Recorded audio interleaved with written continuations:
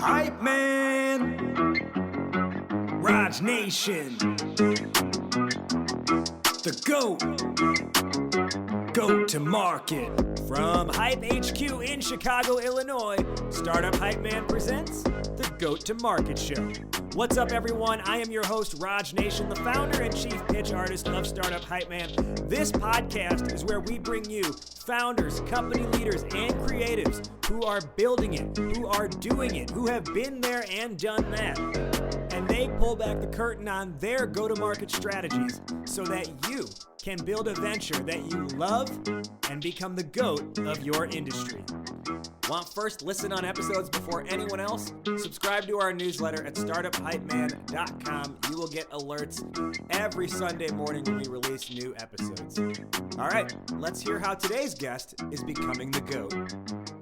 Ladies and gentlemen, making his way to the microphone, coming to you out of Palo Alto, California, he is the founder and head attorney at Transformation VC. He is Bao Tran. As he enters the arena to the adoration and adulation of all the fans here of Startup Hype Man GOAT to Market Show. Welcome, everybody, to another episode of GOAT to Market Show with your host here, Raj Nation. Like I said, we are here with Bao Tran today. He's a very, very experienced patent attorney, and more recently, he has launched his own venture capital firm called Transformation VC, or Tran VC. And we're going to talk all about this new platform that's a different take on VC. So, Bao, let's kind of dive right in. How did you get the idea to create Transformation Ventures? Well, all that emerged as a function of the AI space as it evolved. So we definitely know from talking to other venture investors that startups these days do not need as much funding. So there is now emergence of a term called seed strapping, meaning all you really need is, I think, you get to Series A and you have enough money to go all the way to public. This morning, I saw an article from Crunchbase that exactly, repeats that theme. There is a Y Combinator company with 10 people. Out of those, they have 2 founders, 2 interns, 1 consultant. So that means it's really, about 5 employees. They plan to go public. That's it. I mean, 10 people to go public, and so AI has reduced the cost of launching a company. Imagine you have AI that does the coding, AI that does the marketing, AI that does the pitching, AI that does the sales and service. Practically left. You don't need a whole lot of people. And so as a result, I think I wanted to help the founders to retain as much of their equity as possible.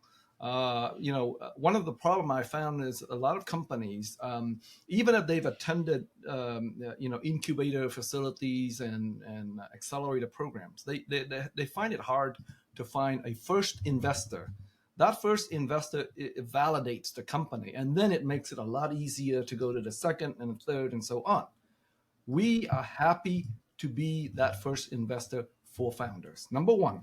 Number two, we find that in this age of AI, the cost of copying or duplicating another company is low. So with vibe coding, people can duplicate your idea in a matter of a month. So AI, patenting has now become more important to build a moat on you. And of course, the usual being quick and nimble to market, that's still important.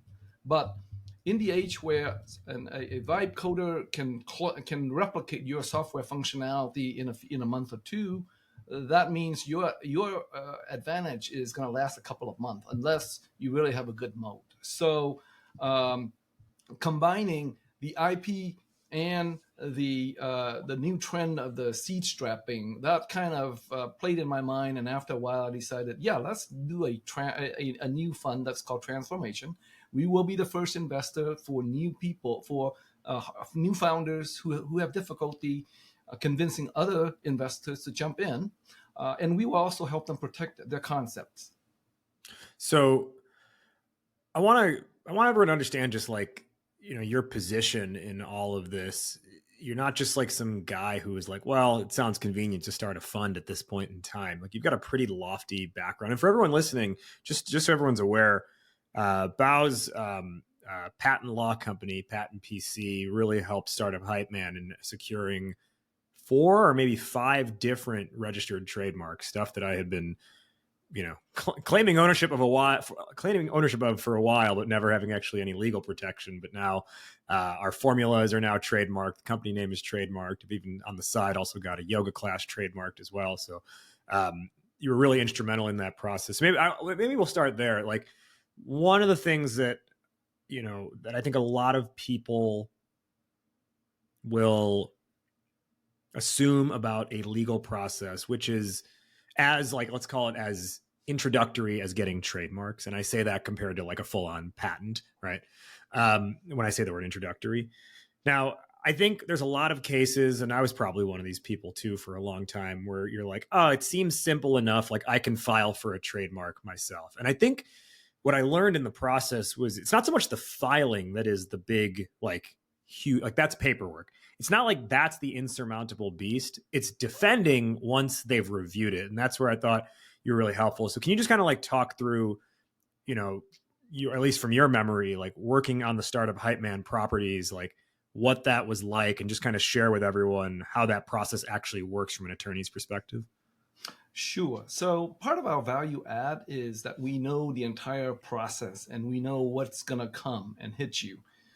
Those things aren't surprises. We know what the formulas that's going on in the examiner's mind. So typically, when we do it, we will try to build in defenses to to address potential objections from the examiner's viewpoint, right?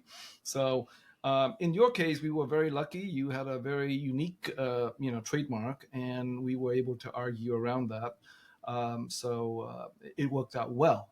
But I've come across cases where the inventors did it themselves, and sure, they described the technology, but then they didn't anticipate the various objections and things like that comes their way, and then it becomes a little harder if you don't have that built in advance, where the examiner raises an objection and you'll say, hey, well, I already addressed it in the application. See page 10, line 10, 40.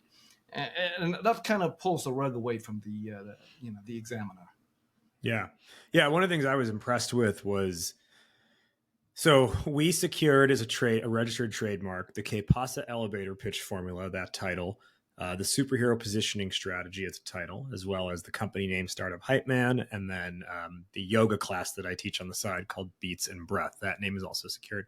And I think the biggest challenge was in the superhero positioning strategy, where the pushback from the examiner's office was this could potentially, be misconstrued. Like there are plenty of people who use superhero in their branding. So we had to defend why this actually worked in this case. And it's not just defend why, but also almost like in the language that the examiner actually, will receive and then review, and not think like, well, this is like a crackpot who's just like, typing whatever. So I thought your defense of the superhero positioning strategy was really strong. Are you able to kind of like share, sort of what their stance was and how you were able to respond to that?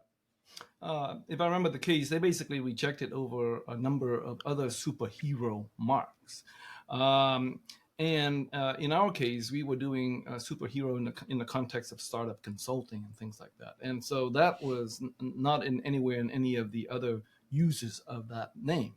So what we argued that, well, true, there's 4 or 5 other superhero uses of that of that name. However, none of them are specific to the consultation side that you do.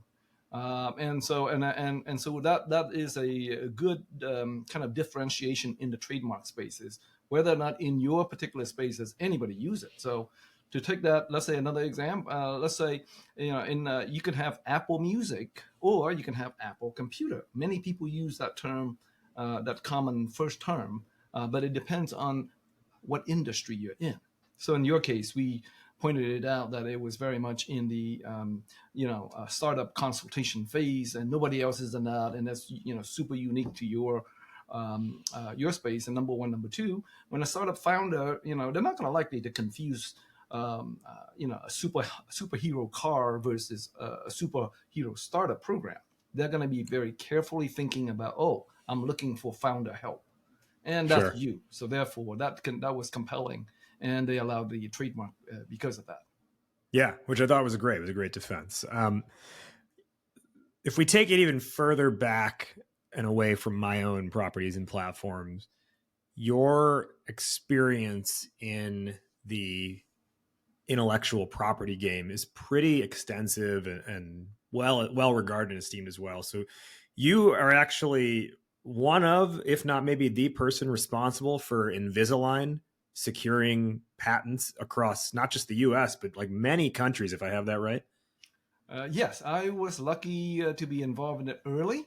So Invisalign was a client of mine at my firm called the earliest firm called Fish & Richardson. And at the time, that was the .com boom era. So lots of .com attract away the outside counsel to join them and become, to guide them to the legal journey.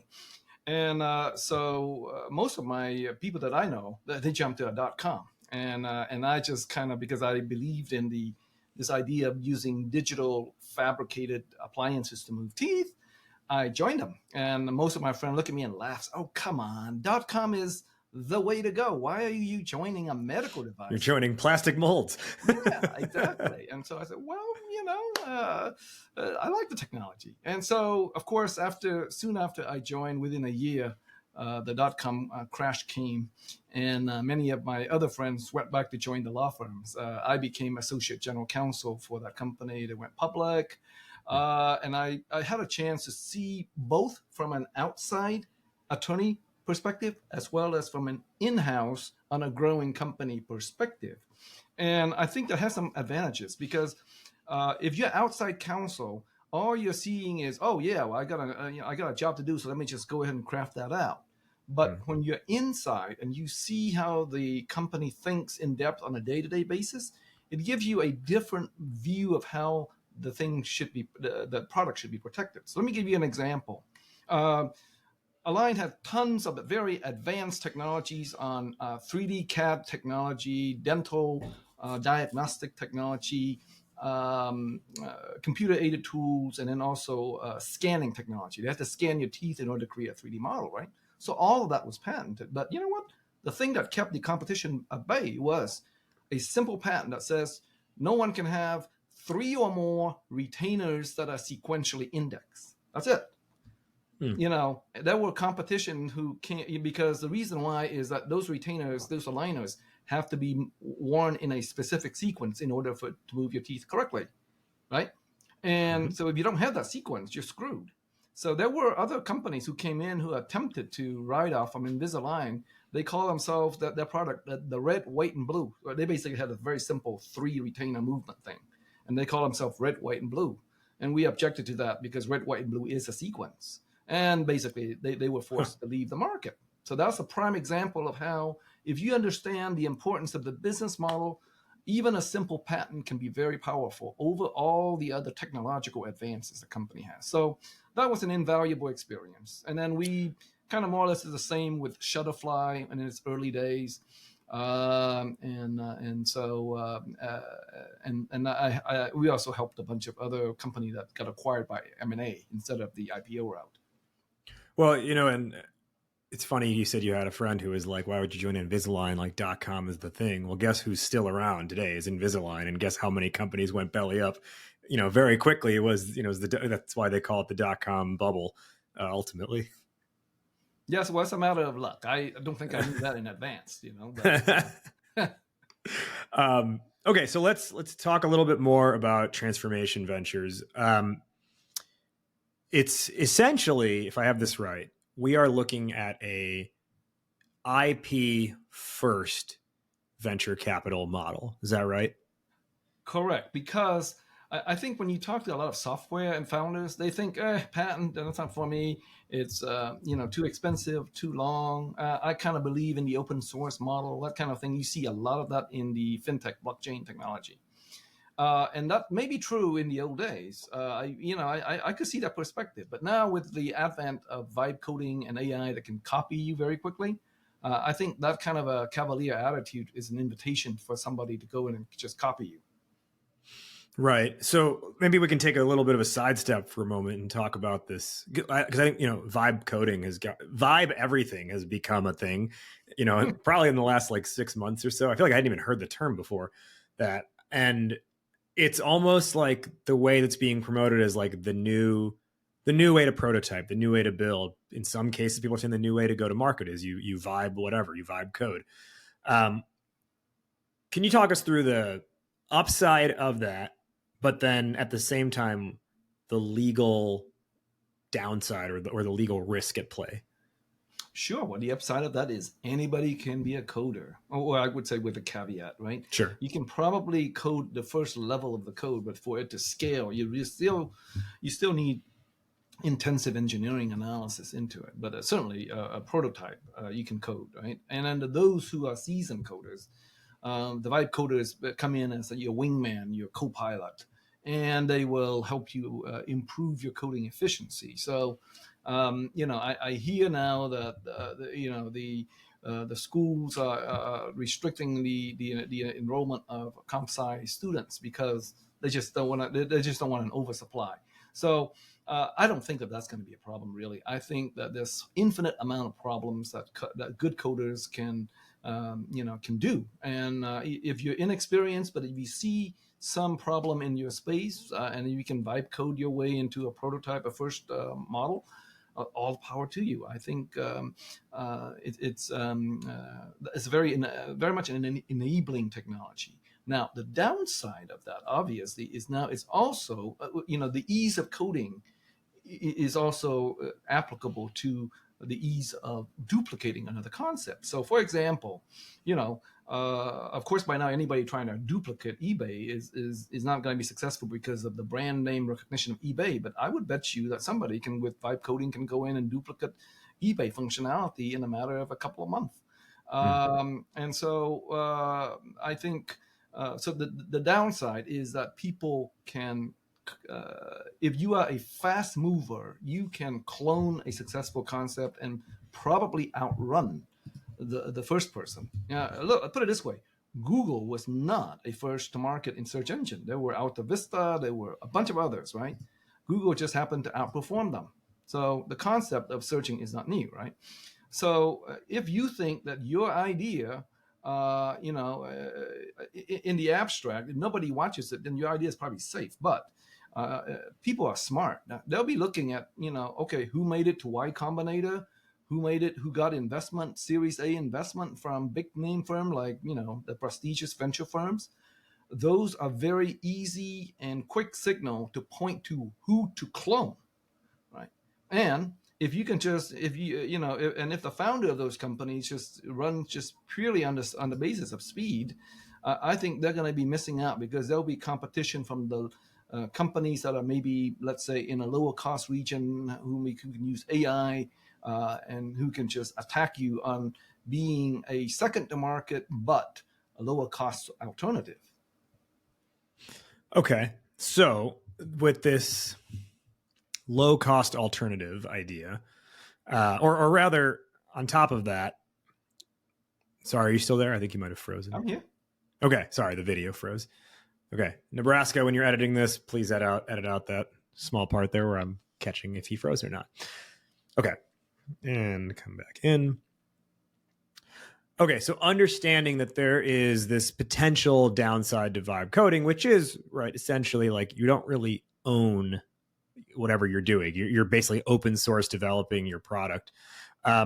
We saw an issue come up recently with this big company called Cluely, or a popular startup called Cluely, AI-based startup. A16Z had invested $15 million into them. And then someone on the internet went and essentially was able to like easily look under the hood and find that their entire technology stack was essentially just system prompts. There wasn't really any like core technology there other than them just using system prompts. How do you look at something like that? Is it as drastic as people are making it out to be? Where, you know, there's a whole camp of people who are like, yeah, this is a fake company that got funding.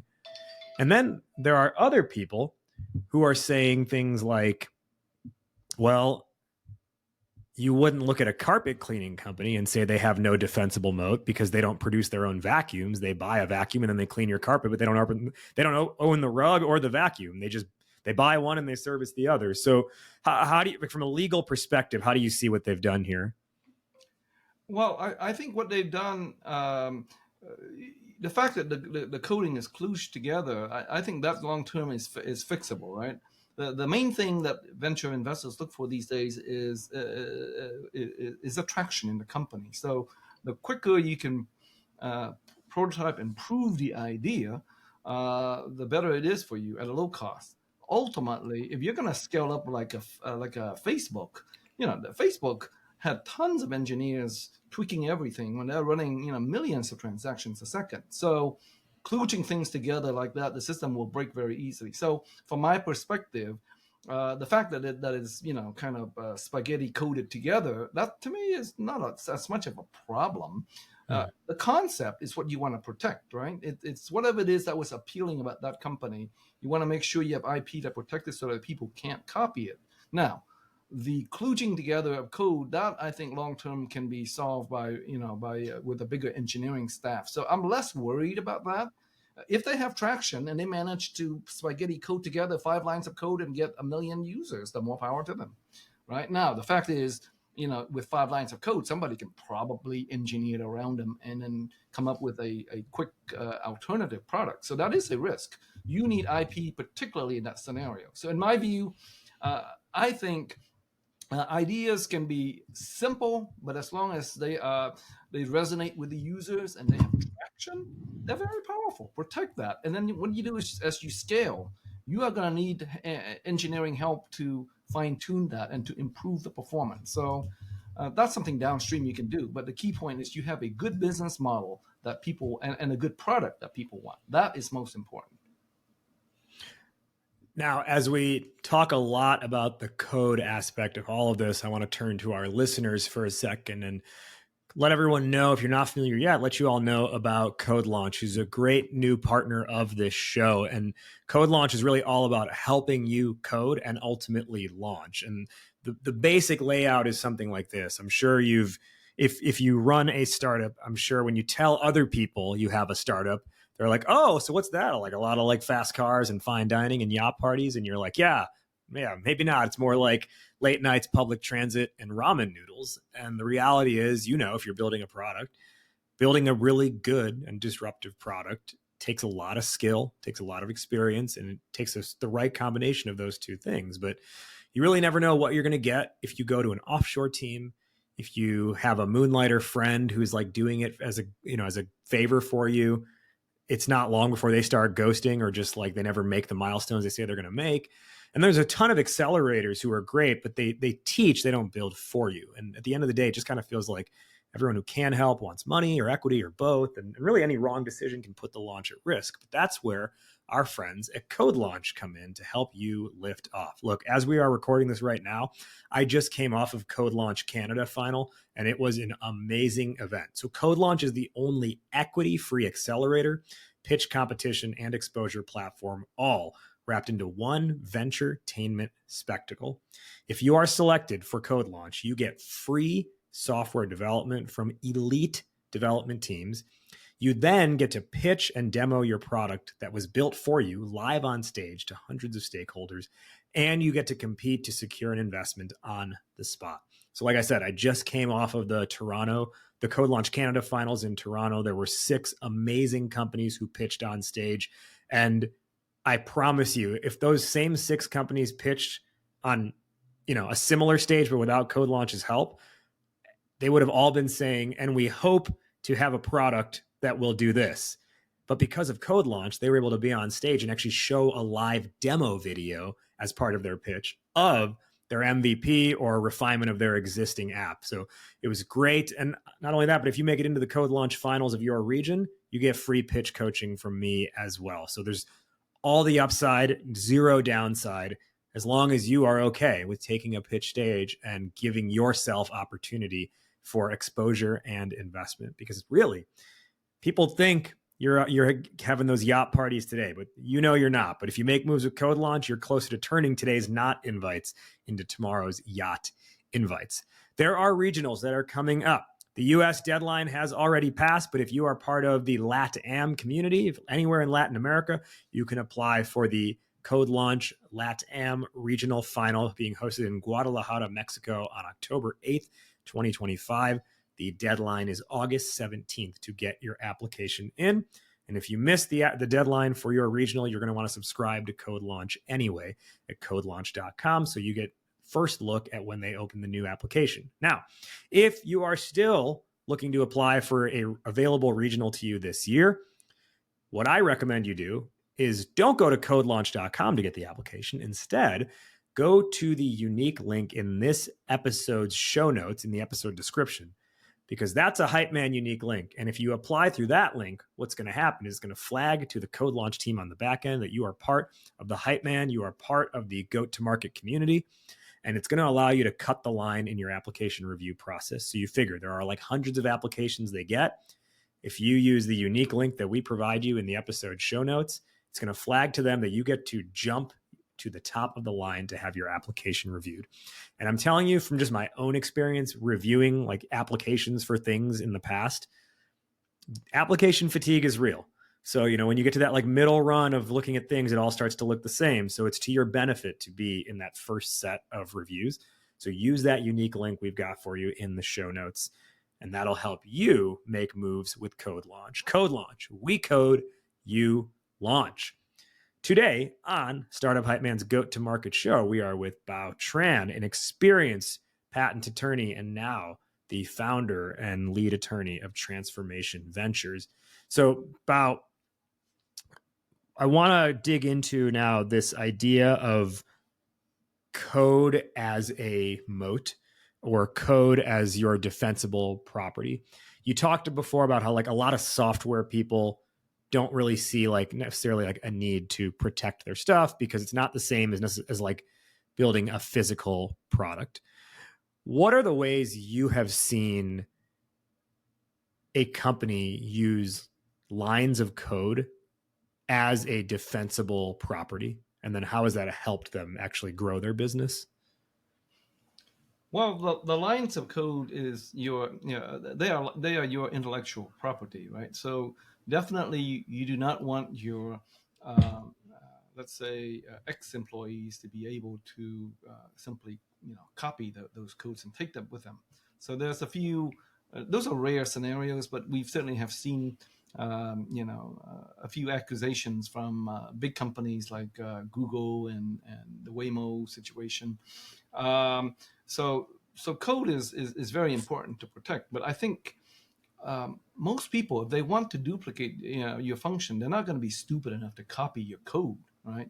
What they do is from a high level of specification, they will say, here's the spec of this function. I want to duplicate that to do the same functionality, and so that's a way to design around the copyright aspects of that code, right? So let's go back to this. So the code itself has several bases for protection. You can use copyright, and that used to be very powerful in the maybe the 80s and 90s because you used to be selling CD-ROMs and floppy disks of that. So that's code that's going to be copied, right? Then as we migrate toward the SaaS the cloud-based model, codes are no longer produced. You send them some requests, the code is running on the company's server, and then it sends back some answer, some response to that request, JSON request, for example. So there's no code now anymore. So that's why the importance of copyright has dropped. Now, so the only other basis for protecting the code would be in as a trade secret or as a patent. Now, trade secret, that's very an important area. So, for example, in the way you train your AI, it may not be patentable because you're just using let's say an open source AI, and then you process your data or you collect your data from special ways, and then you train it, and you have an output set of neural network with the train weights, right? So the way you train it may not be patentable. So that means what? You have to use it as a trade secret. So that's the second component. The problem with a trade secret, if you overuse this, if let's say if I were eBay and I said the whole thing is a secret, I'm not going to patent. Well, guess what? You have these UI and the flow patterns that a user can infer from using the system, and that's public. So that's no longer a secret, right?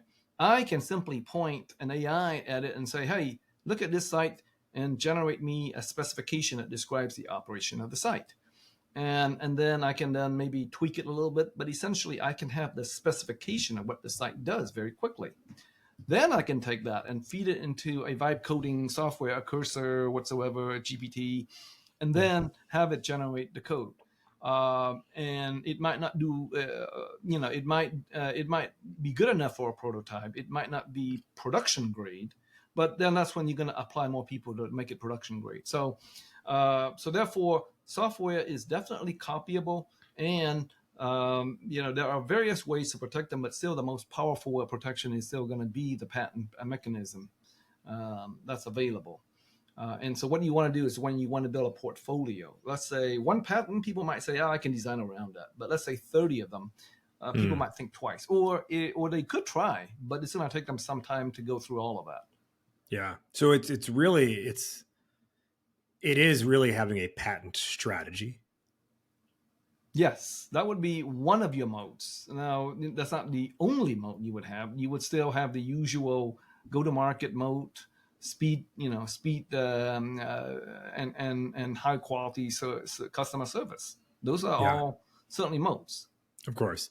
So if we take this idea of the patent strategy as a moat, and we come back to the transformation VC model, you're in this new venture fund, you are utilizing capital, if I have this right, in the form of legal services that will actually build that defensibility pretty much from day one, especially because you mentioned being first check investor. Do I have that right?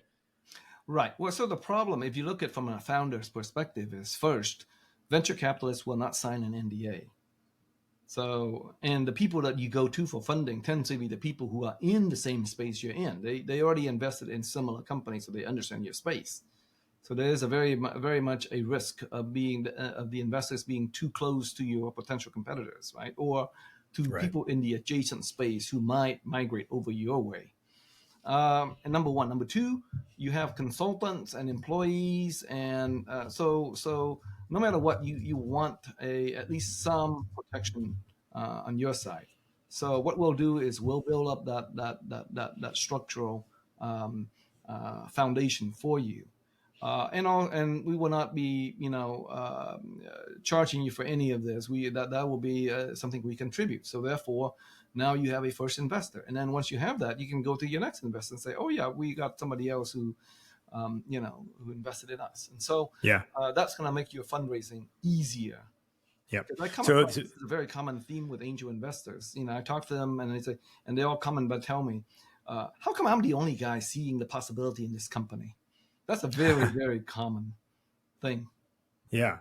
Well, and so the investment is coming in the form of fee waived, but for equity, like equity investment of these patent services, which now people can say, hey, we've got, a lead investor, we've got investor number one, because it is an equity stake that you then have in the company. With this, so if it were straight cash, a company might be, or a firm might be like, we write $100,000, we write $200,000 checks. What would be your equivalent of quote unquote writing an X dollar check, or is it going to vary based on who the company is? It varies based on the company. So last month we put in 150,000 into a company called Gold.ai. They have famous actors on board that would be helping the company in terms of tapping to the fan base. This company is a fitness-based company. Yeah. So although we say that we think the average is going to be around 50, it can increase based on the company's need. Yeah. So this might be tough to answer, but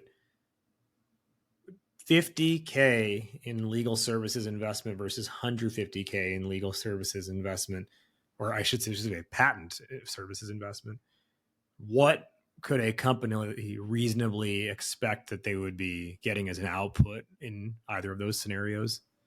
Yeah, we will, apply our deep knowledge of, of how to best protect you and build around you a portfolio that would cover you. So probably 2 patents. We will draft everything. We'll send them in, and then we'll deal with the office action and the rejections that invariably will come. And our objective is, since our interests is aligned, our objective is to get you the patent as soon as you can. Yeah. So one of the things that is also unique in this model is how you are reviewing companies. So what does that process look like? Particularly if you can touch on, you're reviewing companies that are AI forward, but Transformation VC is also very much AI forward. Yes. So we have a complete AI workflow. When you send in information to us, that information is then analyzed. We have an AI internal tool, that AI-based canvas builder, where it automatically identifies your competition, your market size, who are your customer, the personas, and all things like that. So that's done independent of really what you tell us, right? On top of that, we request videos, your pitch, and one of our own portfolio company called Mirror.ai, they applied AI to analyze your sentiment and your presentation, and they'll give a critique. And so we take that into consideration.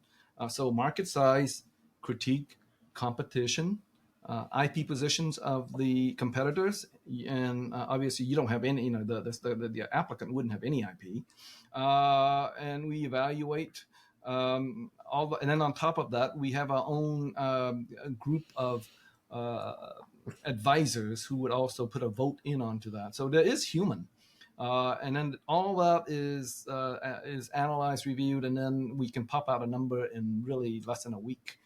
And then we will have a video call just to kind of make sure that it's a final checkup, and then we get started. Once we agreed, it's going to be in the form of a safe. So it's very standardized, nothing tricky that you have to look at. You don't have to send this to a lawyer to look at. And then we will draft your application, and we typically file within 1 to 2 weeks. And so you're going to be patent pending within, a week or two of our review. And then, of course, it will be patent pending by then. And then, hopefully by the time that 2-year time frame, you will be successful, and you will have the customer validation points and financial successes, and that's going to help you then boost additional IP protection. So in that AI intake workflow, at what point is there the human intervention to review essentially where does the AI end and where does the human intervention begin?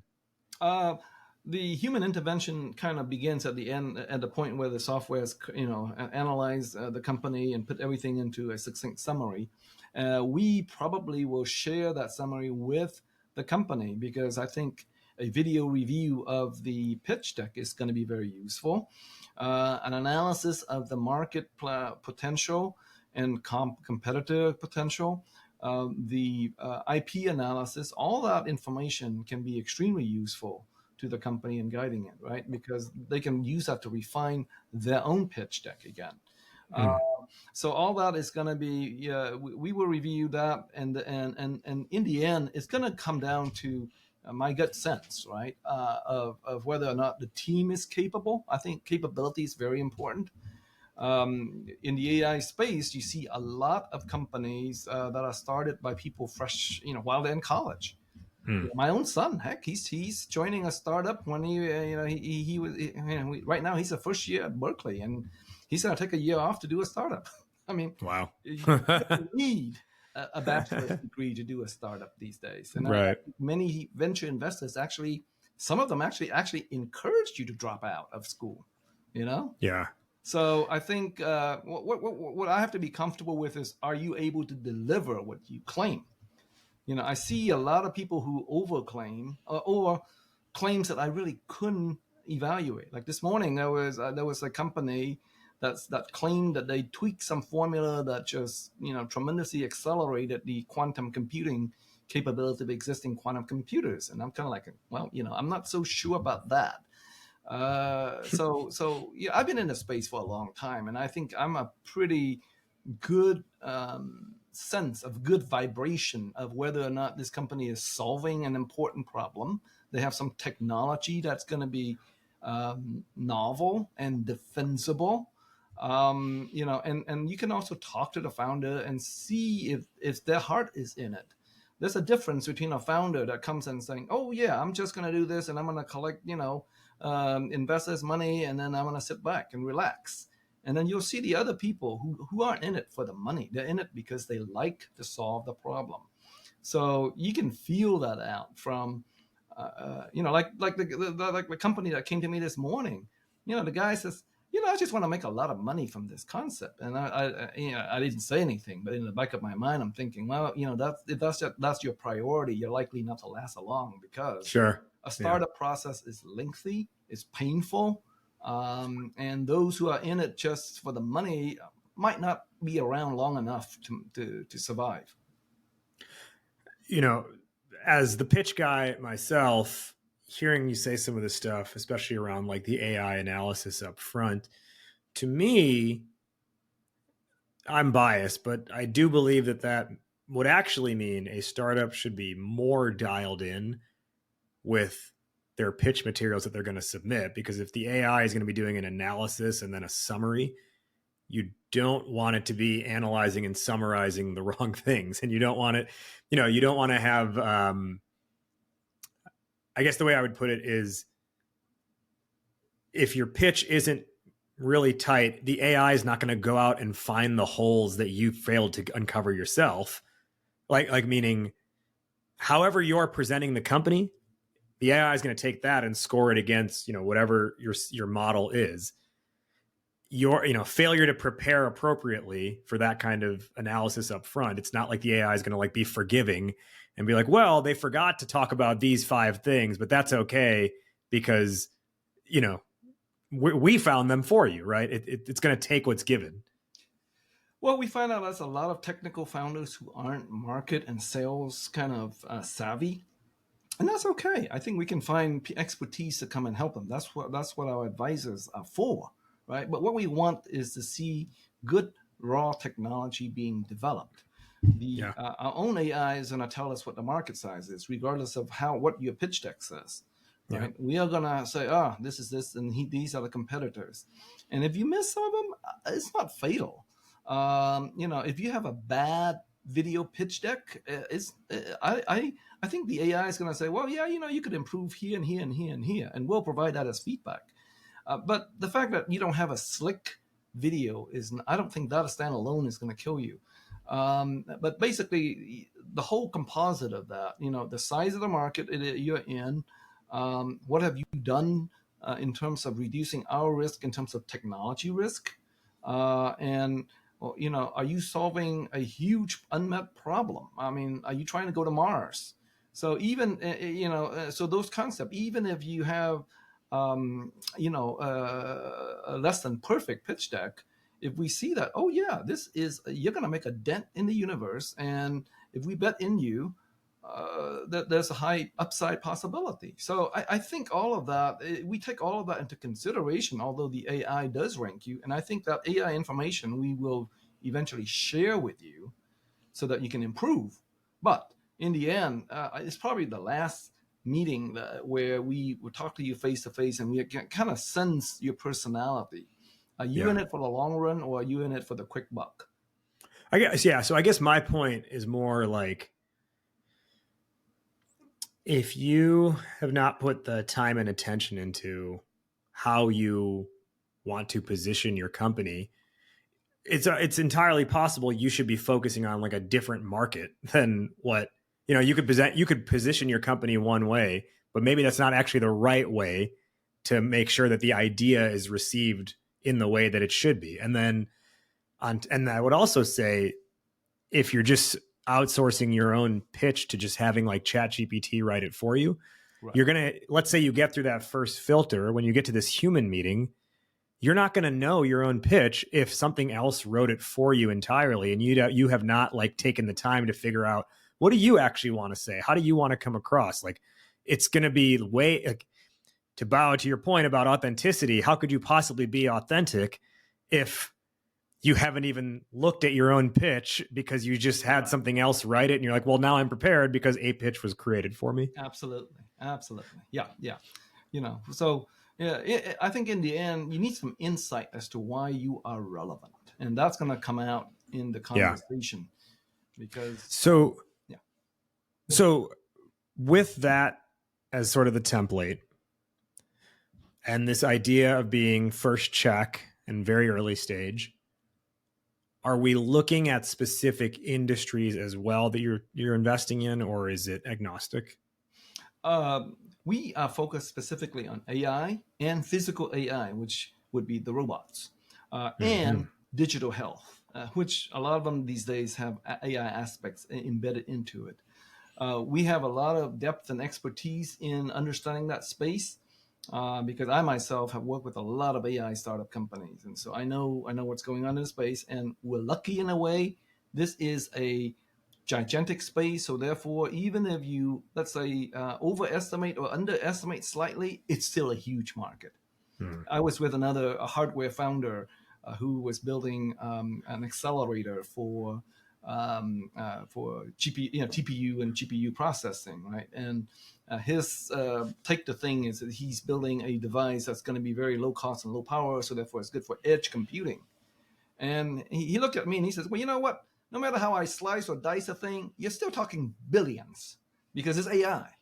Yeah. So the good thing is, in the space that we're interested in, and the area where we think there's significant growth in, is such a huge market that market size is, is less of a factor. Right now, it's more about, are you doing something that you can achieve what you promise, and what is your go-to-market plan?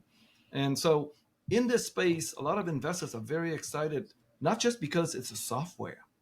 Now they're thinking about taking the AI and now replacing an entire layer of service providers with it. So for example, in the IT space, you may have software that deals with corporate securities and efficiency running the network, right?